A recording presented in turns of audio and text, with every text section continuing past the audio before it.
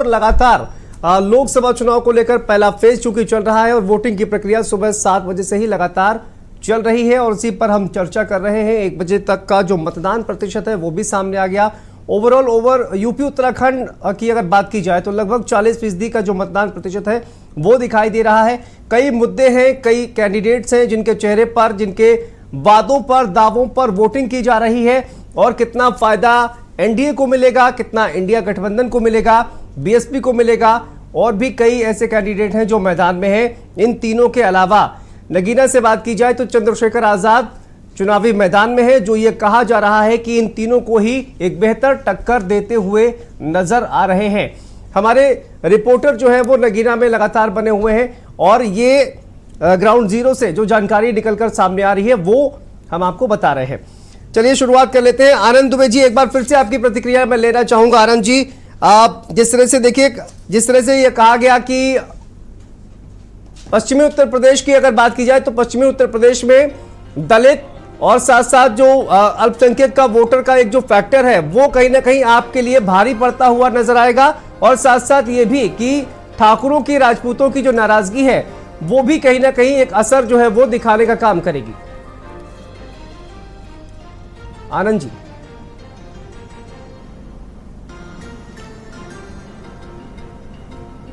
आवाज आ रही है? जी जी, हाँ, देखिए, एक जो ये परसेप्शन बनाने की कोशिश की गई कि ये किसी खास वर्ग की नाराजगी है, ये इस तरह की चीजें चुनाव के समय विपक्ष जब हताश होता है तो इस तरह के प्रोपेगेंडा करने की कोशिश करता है। एक विषय। दूसरी विषय ये आपको मैं बता दूं कि उत्तर प्रदेश में 2014 से पहले तक जाति और जमात की राजनीति चलती थी। देखिए, मेरी आवाज बहुत ठीक कर रही है, आवाज स्पष्ट नहीं हो रही है मुझे, प्लीज जरा ठीक कराइए। जी जी, मैं बोलता हूं। जो 2014 से पहले तक उत्तर प्रदेश जाति और जमात की राजनीति में फंसा हुआ था। कांग्रेस हो, समाजवादी पार्टी हो या बहुजन समाज पार्टी हो, सबने उत्तर प्रदेश को जातियों में बांट के, धर्म में बांट के राजनीति की और उत्तर प्रदेश को पीछे रखने का काम किया। एक दौर था जब उत्तर प्रदेश में MY फैक्टर चलता था, लेकिन 2014 के बाद जब मोदी जी आए और 2017 के बाद जब योगी जी आए तो उत्तर प्रदेश में MY फैक्टर की जगह MY करेक्टर चलने लगा।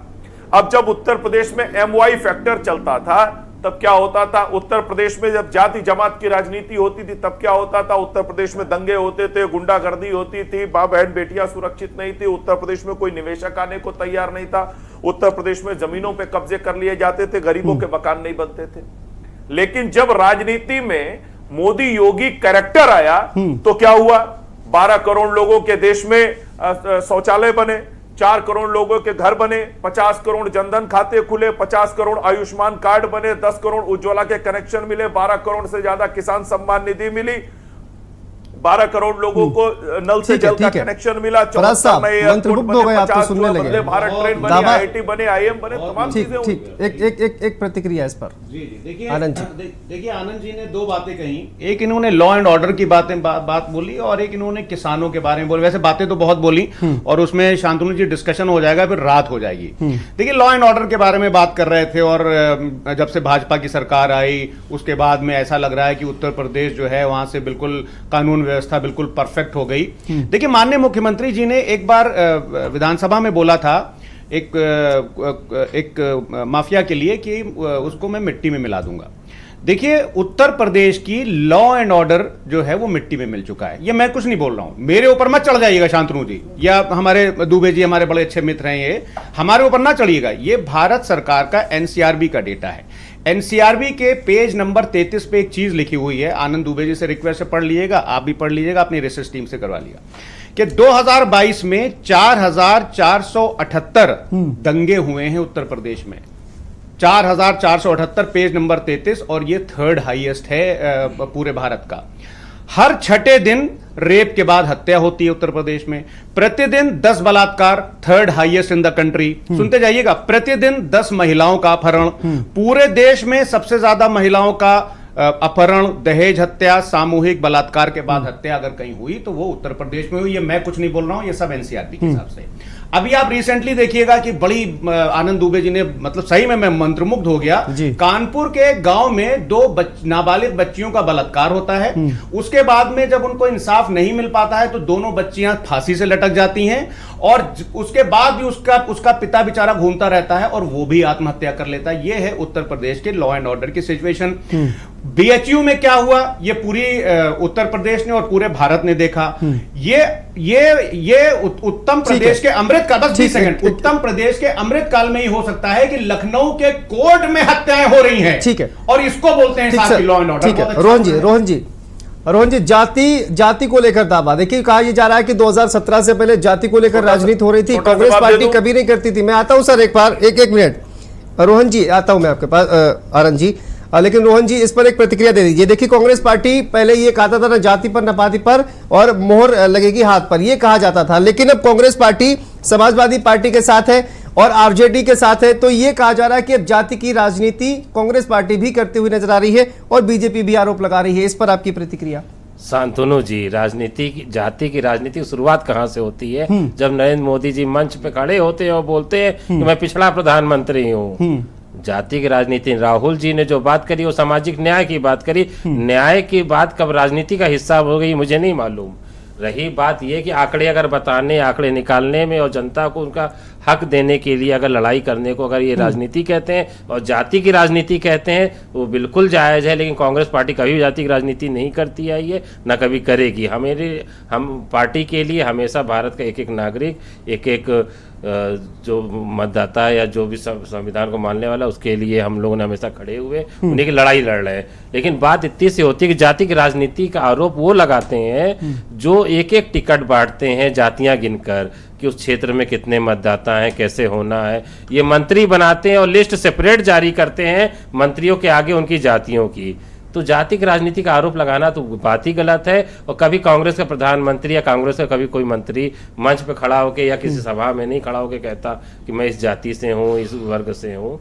और हमारे क्या मल्लिकार्जुन खड़गे जी दलित जाति से हैं और राष्ट्रीय अध्यक्ष हैं, लेकिन हम लोग नहीं चिल्ला के कह रहे होते पूरे देश में टहल कर कि हमने एक दलित को अध्यक्ष बनाया, क्योंकि ये खुद ब खुद ये सेल्फ कॉन्शियस की चीज़ है। खुद जातिगत जो आदमी को जागृति है वो खुद अपने स्तर पे होती है। इसका जवाब ले लेते हैं रोहन जी। आनंद जी दीजिए जवाब। एक तो आंकड़े बहुत सारे गिना दिए हैं फराज किदवई साहब ने, और रोहन जी की बात का भी जवाब दीजिए। हाँ, मैं वही बता रहा हूँ। देखिए अभी इन्होंने कहा कि 2022 में 4000 दंगे हुए उत्तर प्रदेश में। अभी एनसीआरबी का डेटा इन्होंने बताया, ठीक है। अब ये पता नहीं इनके लिए एनसीआरबी सेपरेट डाटा बना के समाजवादी पार्टी में भेजता है या क्या करता है। अगर 4000 दंगे उत्तर प्रदेश में होते तो उत्तर प्रदेश के लोगों ने भी वो 4000 दंगे देखे होते। लेकिन फिर भी ये आप खबर पढ़ लीजिए, ये टीवी 9 पे छपी हुई खबर है जिसपे लिखा हुआ है कि यूपी में दंगों पर लगा फुल स्टॉप। एनसीआरबी के आंकड़े बता रहे हैं कि 2022 में एक भी दंगा नहीं हुआ। ये देख लीजिए खबर तो ये भी छपी है कि अब इनकी झूठ की पोल तो यही खुल गई। मंगल ग्रह पे मोदी हो रहा है। सुन लीजिए, वो तो मंगल ग्रह पे आप न्यूज चैनल को नहीं मानूंगा मैं, तो एनसीआरबी राहुल गांधी को इसके बाद इटली ही जाना है। मंगल ग्रह और इटली की बात ना करिए, वहां खबर तो यही छपती है कि मंगल ग्रह पे मोदी हो रहा है। चुनाव नहीं लड़ पाएंगे आप लोग। खबर होगा ही होगा, खबर छपने की बात हुई थी। होगा ये आप जिस तरह से जल रहे हैं, जिस तरह से आप लोग मोदी जी के खिलाफ अपशब्द बोल रहे हैं। आपके कवासी लखमा मोदी जी के बारे में क्या कर रहे हैं? कन्हैया कुमार की सभाओं में मोदी जी के लिए व्यक्ति महत्वपूर्ण नहीं है, देश महत्वपूर्ण है, व्यवस्था महत्वपूर्ण है। गठबंधन के लोग, आप लोग व्यक्ति को कैसे महत्वपूर्ण बना दिया? गठबंधन के लोग जो है वो चिराग पासवान जी की माता जी को गाली दे रहे हैं। ठीक है आनंद जी, बहुत बहुत शुक्रिया आपका और आप सबका भी बहुत बहुत शुक्रिया हमारे साथ चर्चा में शामिल होने के लिए। तो देखिए लगातार कहा जाए, आनंद जी की बात का जवाब देना है 20 सेकंड, वक्त की कमी है। मैं आपको फिर मैं आपको फराज जी मैं वक्त जरूर दूंगा निश्चित। उम्मीद है कि आपके साथ जो है चर्चा जरूर होगी, लेकिन फिलहाल वक्त की कमी है। माफी के साथ आप सभी से विदा लेता हूं। लेकिन देखिए लोकसभा चुनाव के लिए पहले चरण की जो वोटिंग की प्रक्रिया है वो लगातार चल रही है यहाँ पर छोटा सा ब्रेक लेते हैं और जो खबरों का सिलसिला है, जो अपडेट का सिलसिला है, वो लगातार जारी है।